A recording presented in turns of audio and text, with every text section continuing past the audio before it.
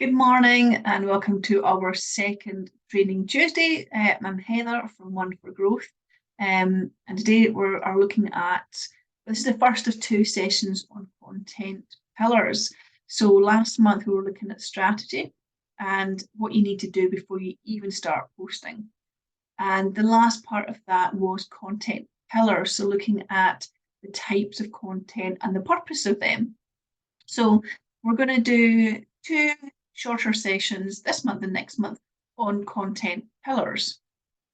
So I'm just going to share my screen and we will get started. Okay, so different social media managers will call your pillars different things. So you might well have seen these in the past, just under different names. So this week we're going to look, this month we're going to look at number 1, 2, and 3. And then next month, 4, 5, and 6. And this is available, this download. If you want it, just drop me a message or put a comment in the chat and I can send it across to you. So the purpose in having content pillars, apart from ensuring you've got a really nice mix of different content and engaging content to keep all your clients and your new followers entertained, they do have different purposes. And that's why it's important to ensure that you have the mix of content. I feel like we're repeating the word content a lot here. So I'm going to go through credibility, promotional, and new posts today. Now, they are the ones that people probably struggle most with, are really important. And actually next month we'll have the fun month going through educational, entertainment, and lives, because they are the most fun ones to do and the ones that you'll probably get most back from for yourself, for your company, and for your clients. But it's important to get in your credibility, promotional, and new posts as well. So we'll just go through what they are, why they are important, and just a few examples of types of posts that you could do. What you will find as well with every one of these pillars is that they start crossing over into others, and they can have multiple purposes, and actually posts can tick 1 or 2 or 3 of these boxes all at once. We had a client recently who would put their strategy in place, and we'd actually then put the content in place to go with it, but they wanted to switch it up and do different posts.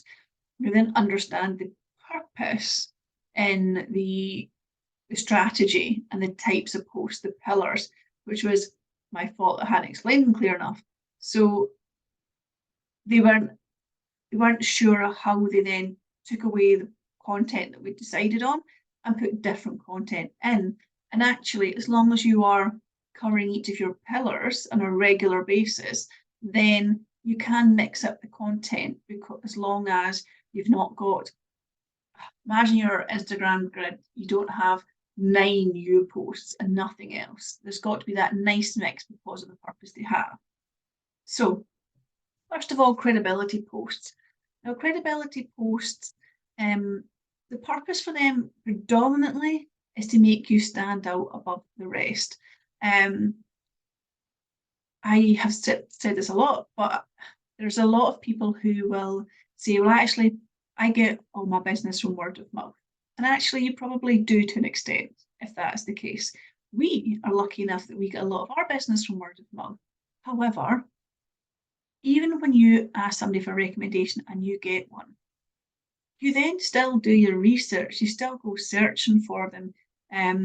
You still want to see who they are. You want to see if they're any good, because you are comparing them against your own research, not just going for the word of mouth as it, like there's a very few people that you would actually go, oh, they said that, I'll definitely do that, particularly if you're spending money.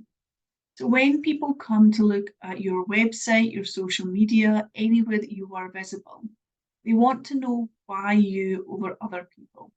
And again, coming back to my industry, so obviously a part of what we do is social media, and there are so many social media companies out there.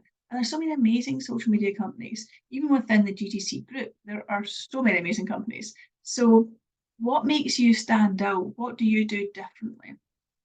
And why buy from you? So some of the types of things you can do for a credibility post is your testimonials. So what are clients saying about you? Any awards or accreditations, what makes you the best at what you do? Before and afters are fantastic as well. People love to see what the outcome of their money spent with you. Is it well spent money?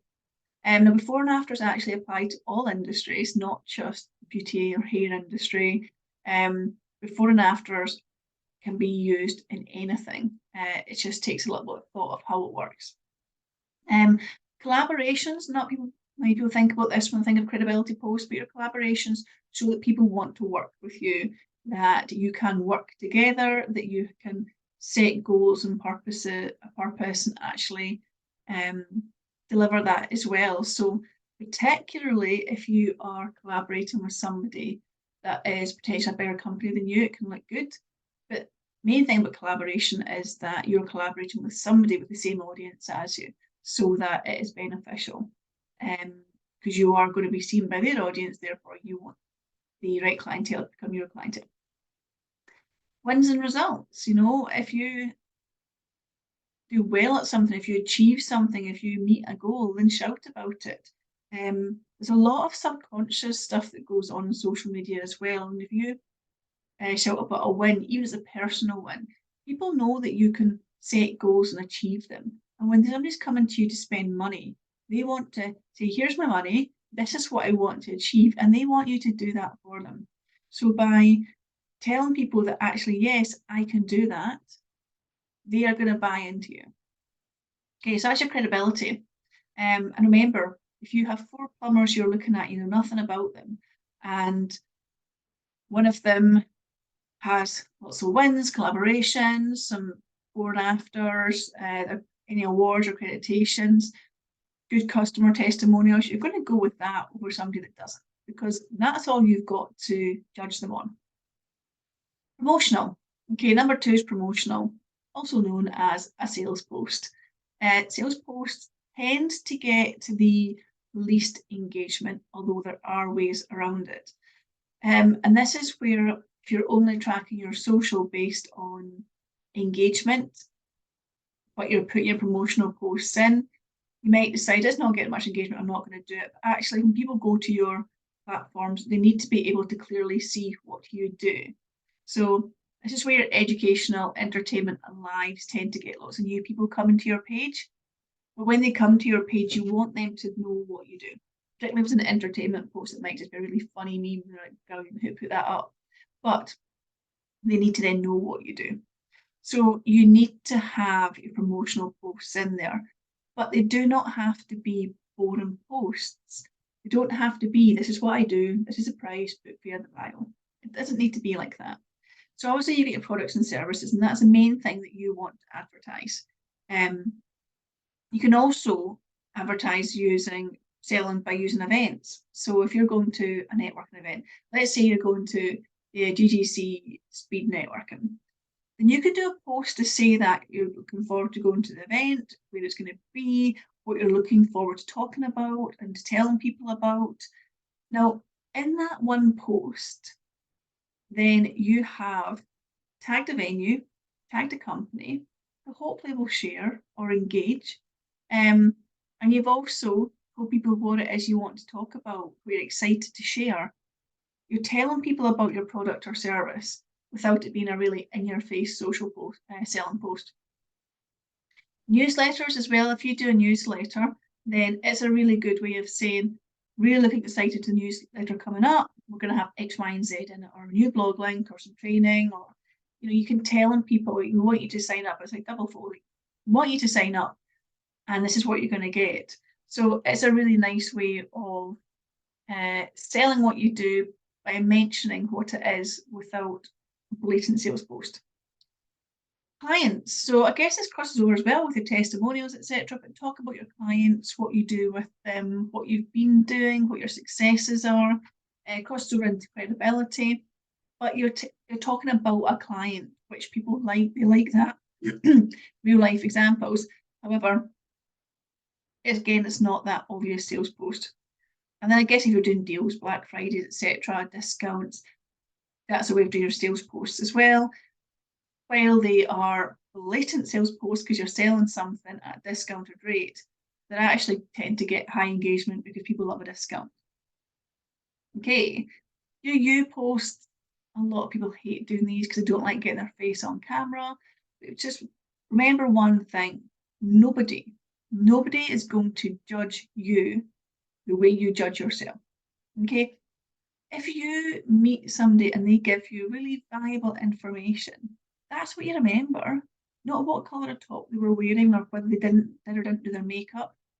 People are not generally that judgmental, and if they are, then they really don't want to be associated with them anyway. So before we go into YouTube posts, just remember that and remind your team that as well. Actually, you are what people buy into, not how you look, you as a person, you and your ability to do your job. So introductions, people love to know who you are behind the scenes. Introductions, these don't have to be the boring, hi, I'm so-and-so, I do this and I love my job, blah, blah. Like, actually, nobody really cares about that sort of stuff. Do something fun, like tell us some fun facts, tell us something you used to do, what are your hobbies, like, do you have a pet? Anything like that, just a bit of a fun introduction, let people learn about you. Behind the scenes, everyone's nosy, everyone loves it behind the scenes, how does it work, particularly if it's production, people like to know how you do things, or even if it's a service, how do you actually do things?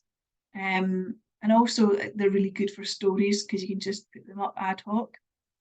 A day in the life is effectively your behind the scenes, but it's a much longer process. Now, a day in the life can actually be a day in the life, or you can build this up in order to showcase the parts that you want to show.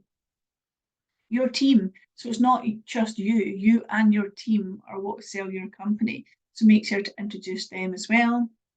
And then the final bit is your story. So your story is so important. I touched on this when we were doing the strategy as well, about the importance of your story, whatever it might be. If you can relate to people, if people can relate to you, then you have a much bigger chance of, them buying into you and your company and what you do. Sometimes it's just a matter of getting their attention.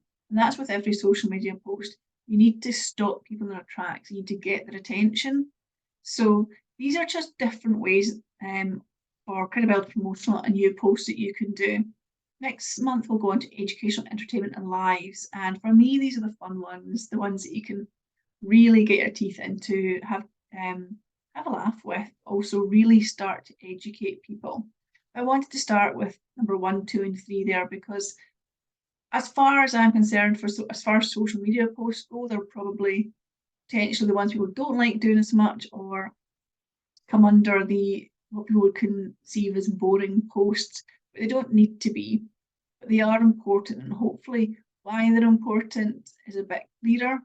And yeah, we'll go into the ones next week. If you get any questions or you want an example for your company of what these might be, then just let me know. I can send these through to you. And then just coming up for this month, remember we've got our No Procrastination Station, we've got our Kickstart Your Social coming up, and we've also got our LinkedIn training. So they can all be found on our oneforgrowth.co.uk. And any questions, then just give me a shout. Thank you very much. See you next month.